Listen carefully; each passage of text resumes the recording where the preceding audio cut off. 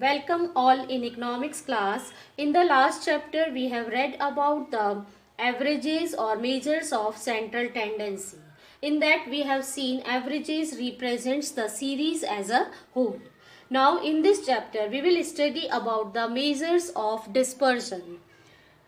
Dispersion, we have seen in the last chapter in the averages that items are different and different items tend to differ from each other and from their averages. So dispersion measures the extent of this difference, or we can say the dispersion measures the extent to which different items in the series tend to disperse away from the average और central tendency. एक average हमने निकाला है, तो average से हमारे जो different observations हैं, डिफरेंट आइटम्स हैं सीरीज के, वो कितने ज़्यादा डिस्पर्स हो रहे हैं, that we will find out by using the measures of dispersion.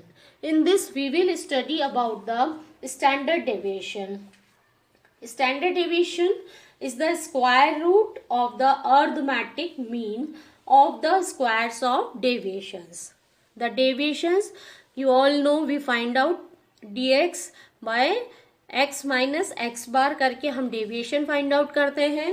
And so standard deviation is the square root of arithmetic mean of squares of deviations, and deviations we will measure by using the arithmetic mean of the items. Now we will see the different series, individual series, in discrete series and in continuous series, how we will measure the standard deviation. We denote the standard deviation by this sign. You can see here, sigma. This sign is called sigma. There is a difference between, some people confused by this. ये sign जो है, this is not sigma, ये this is not sigma. Sigma हमारा जो है, this sign is, ये है sigma. इसको हम कहते हैं समेशन. समेशन हमने जब हम सीरीज को पूरी को ऐड करते हैं, then we find out the summation. Then at that time we use this symbol. Here we will use this, and this is called the using the three methods. Actual mean method is the first method by which we will measure the standard deviation. First of all, we will find out the actual mean of the series. Then the deviation from each item of the series we will find out from actual mean. तो हमें सबसे पहले यहाँ पे mean निकालना है, और mean we denote by x bar, as you all know. And here our formula of standard deviation by actual mean method is given. ये फॉर्मूला है sigma x square is not this x. यहाँ पर इसी books में आपको इसी तरह का फॉर्मूला मिलेगा, बट इसको हम अपने लेवल पर इजी बना करके इसको हम इस तरह से भी लिख सकते हैं, सिग्मा डी एक्स स्क्वायर, क्योंकि हमें यहाँ पर डेविएशंस फाइंड आउट करना है. Sigma dx square upon n, or we can write down it like this, summation of x. Deviation हम कैसे निकालते हैं, एक्चुअल मीन मेथड में मीन से हम निकालेंगे, तो x माइनस एक्स बार, ये हम मीन में कर चुके हैं पहले मीन चैप्टर में. तो इस तरह से हम डेविएशन फाइंड आउट करते हैं, इसका स्क्वायर डिवाइड बाय n. तो this is the formula. n is the number of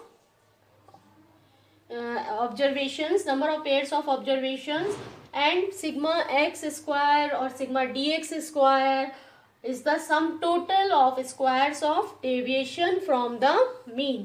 तो यहाँ पर अब हम इसको जब सॉल्व करेंगे, then a question x observations are given here.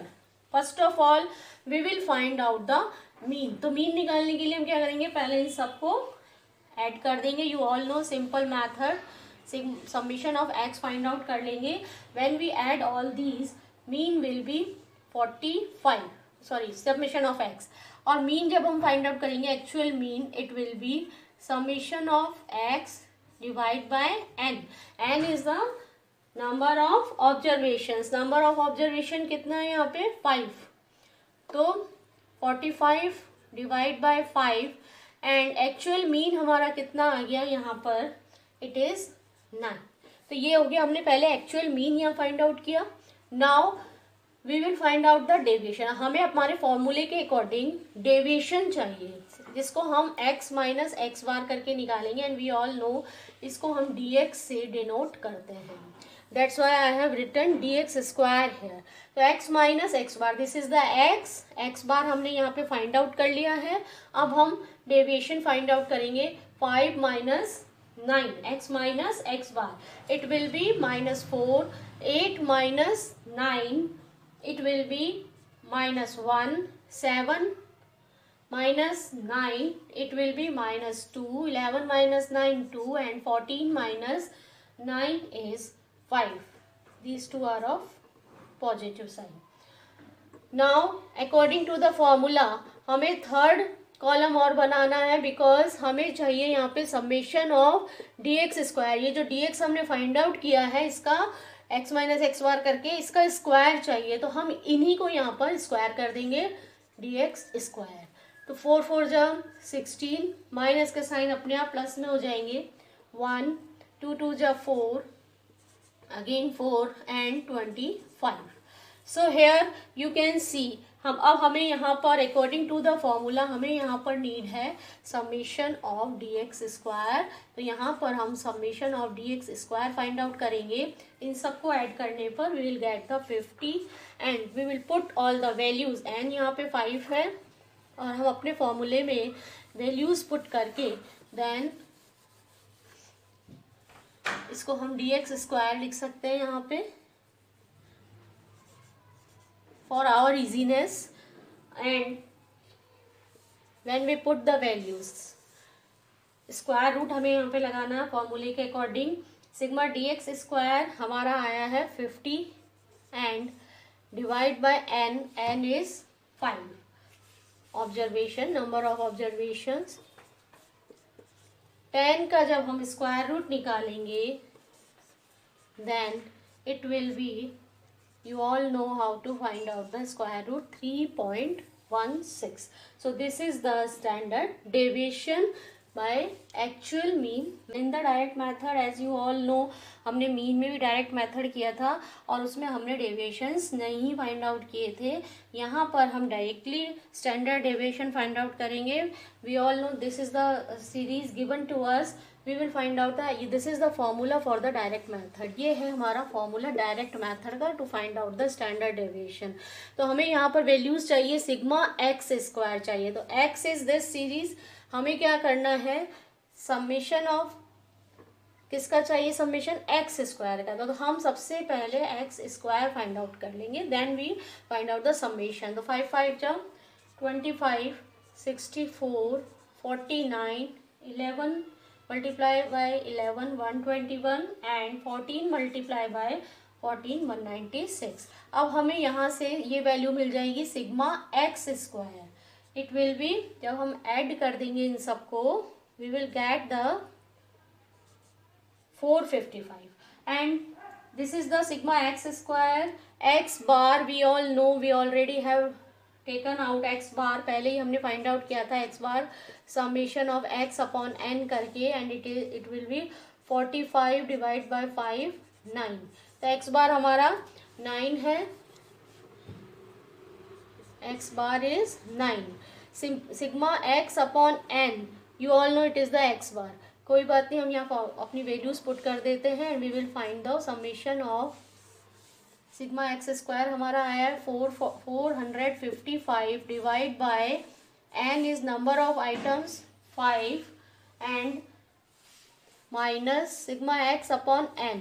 ये तो हमारा x बार ही हो गया है, या फिर हम इसको लिख लेते हैं 45 डिवाइड बाय n इज 5 का whole square. Here we will find, हम जब इसको स्क्वायर रूट निकालेंगे पहले अंदर ही सॉल्व कर लेंगे। 91 minus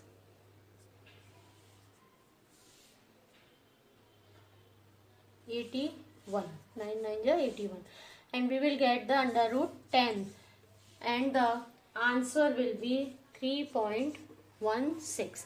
so this is the direct method by which we have find out the standard deviation. Third is the shortcut method.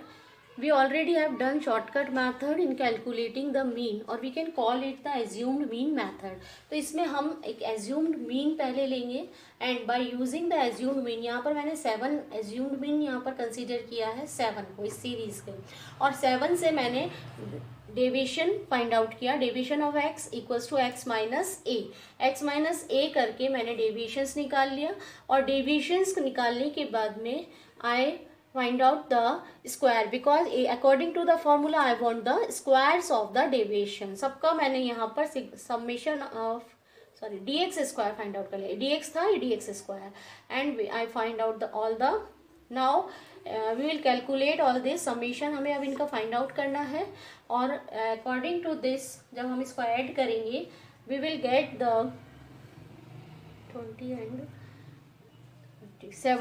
70, and we put the values in the formula. Summation of dx square is here 70 divided by n5 minus summation of dx. Summation of dx we already have find out 10. जब हमने इन सबको किया तो हमारे पास में 10 आया है, divide by n is 5 and whole square. अब हम कैलकुलेट करेंगे इसको, तो we will get the values 14 minus 2 2 is 4, and accordingly in the under root we will get the 10, and our answer will be 3.16. So this is the method, shortcut method of individual series. We will find out the standard deviation.